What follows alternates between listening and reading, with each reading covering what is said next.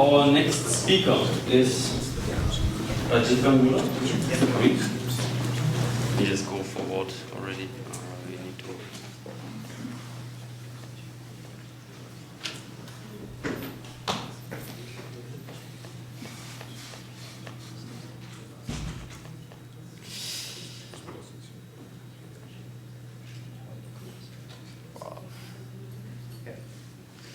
All right, so Rajeev Gangula, who is Research Assistant Professor at Northeastern University in the team of Tommaso.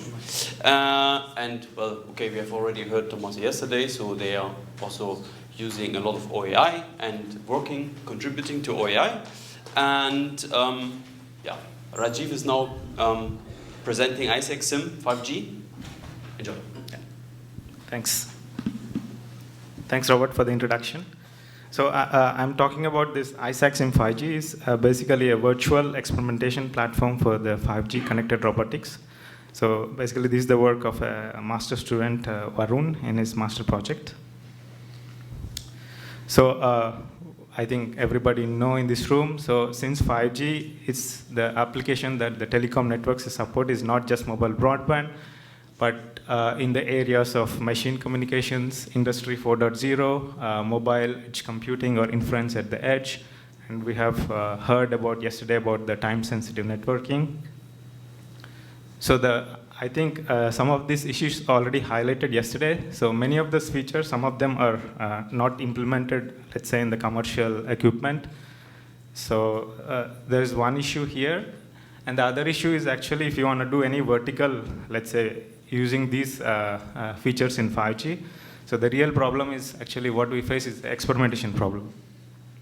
So suppose thanks to OAI, so even if you create a private 5G network, so experimenting with robots in a real physical world is first is expensive. So especially with robots, there are a lot of constraints. So for example, if you're working with UAVs, you cannot fly them anywhere.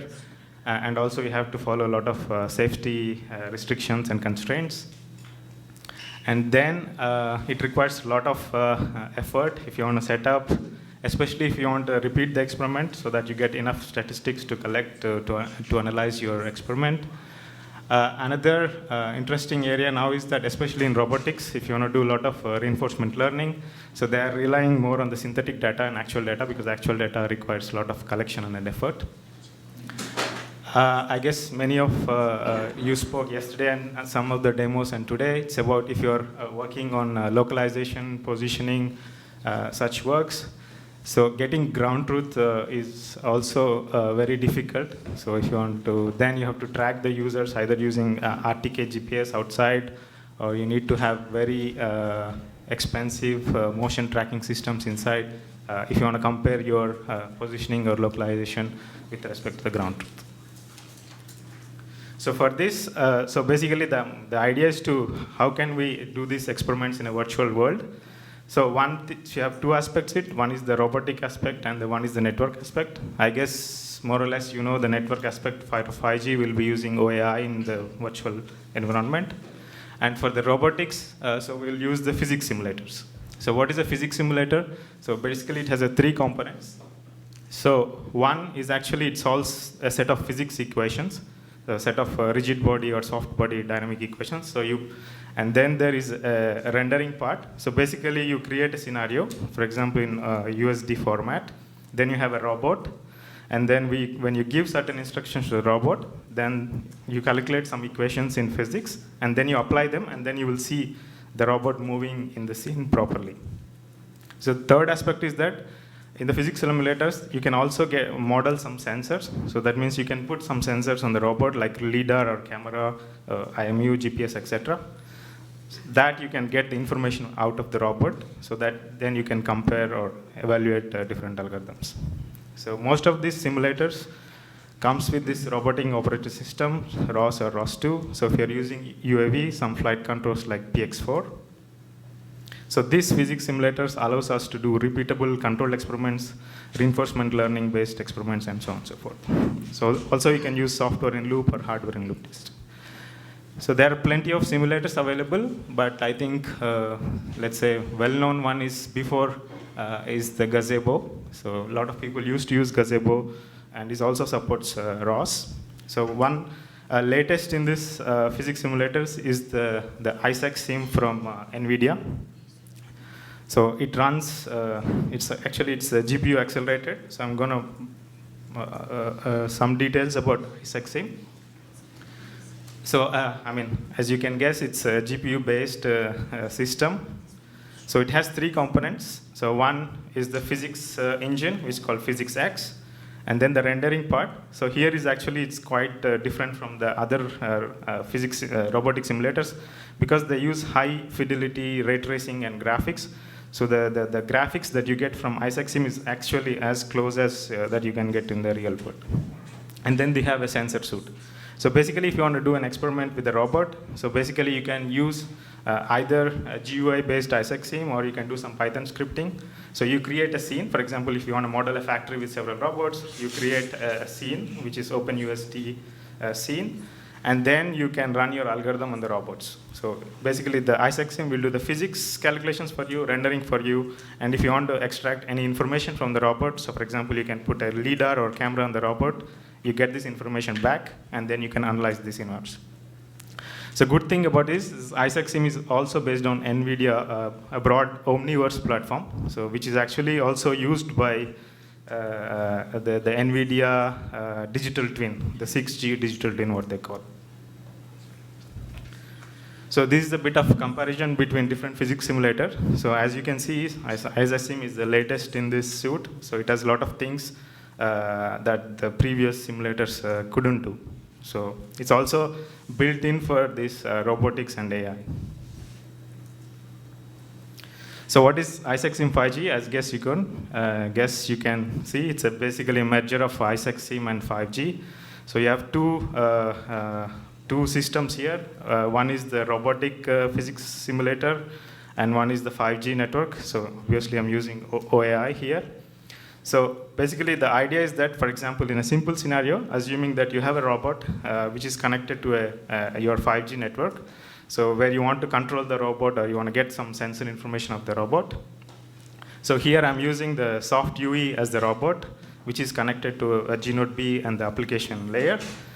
And at the same time, that UE will also have a robot, in the sense that there will also a replication in the NVIDIA Isaac sim. So here, the scenario is the same. So for example, imagine a factory scenario. So this will be your scene, which is in the OpenUSD format. And this scene can be loaded, for example, I mean, you can use a ray tracing. So if you have a powerful RTX, then you can basically use this Omniverse platform to calculate the channels from that scene itself. Once you know the channels, then you can inject them into the OpenAI interface. So now you have RF sim or VRT sim that you can use. So now you have a connected robotic, let's say, platform for you. So Isaac sim already comes with ROS2 integration, so you don't have to do much about the ROS2 integration. So one issue is that it's not just simply connecting the Isaac sim and OAI. So we need to like a coordinator in between that does the synchronization and the configuration. So why do we need is that basically the time reference in Isaac sim and OAI is different. So you need some sort of mapping between them. So Isaac sim can or cannot be run in real time. So if your scenario is simple, it can run actually faster than real time. Or if it's a scenario is difficult or like complex scenario, so the rendering of the scenario takes a lot of time, so it can be slow. So how does it work is that basically you choose something like a physics step, so which is like every 60 seconds it will update the computation. So at that start of this frame, so the robot, let's say you send some commands to the robot, it will apply the physics calculations, and then the physics calculations will be sent to the rendering part. Then the rendering is complete. So if it happens before this interval of, let's say, 60 seconds, so it will just keep on the same scene. So in this scenario, if you can compute before, then actually you're satisfying the real time, but it can be varying. So basically I want to highlight is that it's the simulation time in Isaac sim is not exactly the real time. So what is the synchronization problem? So you have 3 clocks. So one is the wall clock, which is your, let's say, real time, what is the reference clock. So one is in 5G, so what you are using the OAI. So basically the clock in the OAI you can get through the frame number and the frame timestamp in OAI. Now in VRT SIM, or we have some modifications in RF SIM also, where you can fix the real-time factor in the OAI. That means you can run it real-time or at slower than. So that's one application. So basically you have ISAC SIM time, so which can run faster or slower. So here also you can get the real-time factor that you can measure. So basically the robot, let's say the user, has two states. So one is the physics state and one is the network state.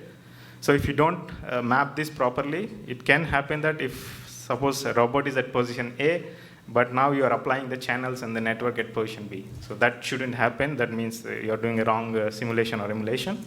So basically this coordinator that sits in between calculates the time offsets between the wall clock, so the ISAC clock and the OAI, and then applies the channel correctly. So this is the entire structure.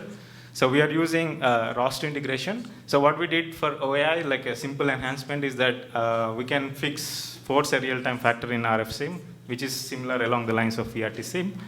And also instead of sending taps directly to the VRT SIM or RF SIM, we're actually sending the path. So what from the physics simulation gives us is each path with the delay and the velocity. So we can take these paths and then apply, calculate the taps within the OAI itself. So this allows us to experiment with the moving objects so that we can get the Doppler. So this is one application that I want to show. So it's basically a teleoperation over 5G. So basically there is one robot with the moving wheels.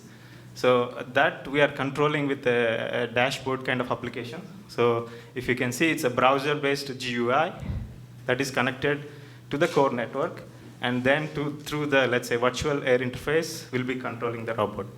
And then the robot has a camera installed. So then you subscribe to that camera feed, and it's going in the uplink, and then you're seeing that camera feed in the NISMS.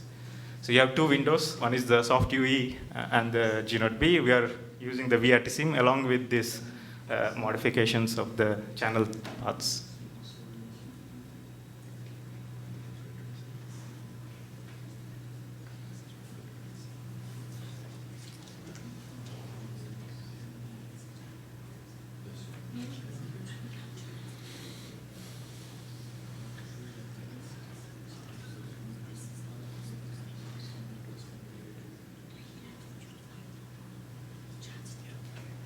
Okay, this is one application, and the second application is if you are working on, so you have a lot of demos and talks about ISAC positioning and stuff. So if you're working on localization and tracking, so what is the problem is obtaining the ground truth. So if you want to do an experiment, you want to get the ground truth. So if you want to do outdoor localization, you want to install a really high fidelity RTK GPS to get the ground truth, and then you want to compare your, let's say, radio-based localization with the ground truth. So that solves the problem in a virtual world, because this physics simulator or the robotic simulator, the ground truth is easily available. So you can extract a lot of things from the physics simulator. You can extract the velocity, position in all three directions, heading angle, so at every time step. So then you can do the localized experiment. So for example, you can simulate any trajectory with different velocities. Then you get the channel paths, either through ray tracing or through some, let's say, traditional model. And then you do some reference signal-based estimation of the range, velocity, et cetera. And then you have both access now, the estimated one that logs from the OAI and the ground truth that you get from the physics simulator. So this is another video. So here, there is this moving robot, and that lamp-like thing is actually the G0B. So then you can see if the U is moving on the left-hand side. You can see also. Okay, this is not working, but I can show another demo. So here we are just doing a trajectory simulation, and then it's a similar philosophy. We'll calculate the paths. So on one window, we are simulating on the left side. We are simulating the trajectory. And then we have this coordinated block where you can get the timestamps from both OAI and the ISAC sim. And then we are running the soft UE and the GNodeB. So now everybody is, so as you can see, so GNodeB, the UE is taking a trajectory, and we are estimating in real time the OAI GNodeB, the range and the velocity. So we are not applying any Kalman filter, things like that. We're just plotting at every frame. We are estimating the range and the velocity, and we are just plotting on the system.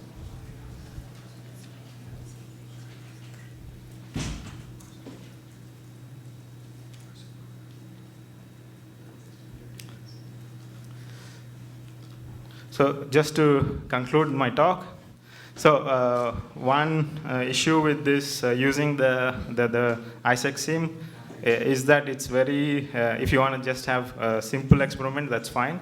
But if you want to do a complicated system, so the process, like you have to run both the ISAC sim, which consumes GPU resources, OAI, which has to satisfy some real-time factor, and the ROS2 on the same system. So if you have a powerful PC, then you can do these things. And also, we would like to do this adaptive brokering. So for example, if you cannot satisfy real-time factor, but at least you can adapt to some low level. Let's say you can control the real-time factor. So maybe your system runs at half of real-time. At least that you can do. We would like to do multi-robot orchestration. But of course, this ISAC is a hot topic now. So that can also be integrated into this framework. Yeah, that concludes my presentation. Thanks.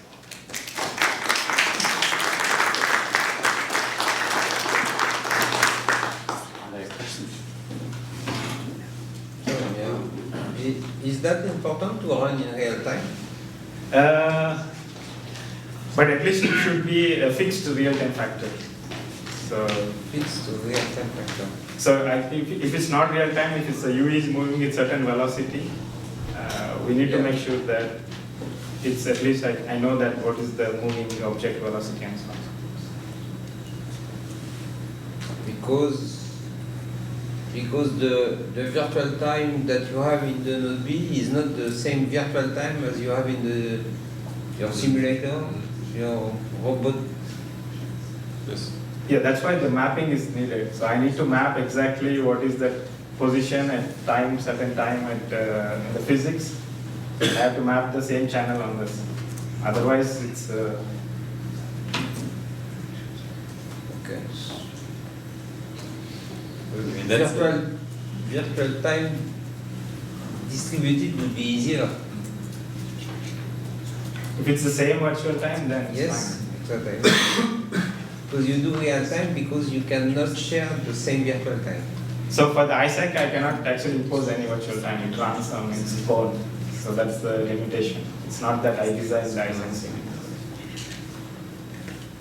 Okay. Sure, thanks. In your Telio demo, one challenge we had when we did the same or similar approach with Gazebo, our challenge was really to ensure that the ROS communication only goes via the 5G interface. How did you approach that? So basically, you have to set up that you have to use the OAI tunnel IP. So you have to give the proper IP address of the application which is on top of the core network, so that the traffic only goes through the 5G. Okay, but sometimes, I mean, that's a bit the problem of ROS, that it sometimes finds its own way. So we had the challenge really that it sometimes just uses different interfaces. Basically, it advertises all the interfaces it has, and then it just takes some. Yeah, you just have to make sure that you have to kill all these interfaces. Otherwise, the traffic will. Yeah, okay. For the general emulation, so this uses ray tracing? I mean, right now there is a framework to use the ray tracing, but it simply takes the paths and velocity. So I mean, the system that we are running is not completely, like, it's not complex enough to run all the ray tracing real time. So the idea is to run the ray tracing every 20 milliseconds, so that you get the velocity and then you interpolate between. So that at least you get the Doppler effect within. So why you should have a common virtual time and run everything on the CPU you have? Speed. Real time is not needed here. But virtual time is fine, but it has to be synchronized in the physics and OAI. Yeah. Well, physics. If I may just, I mean, you use both VRTSIM and you extended RFSIM, so why, if you already have VRTSIM, that does really why did you extend RFSIM? We just want to, because if I want to run the system in two different, it's two different okay, that was PCs. just to distribute the, Distribute the okay. PCs. Okay, thanks Rajeev.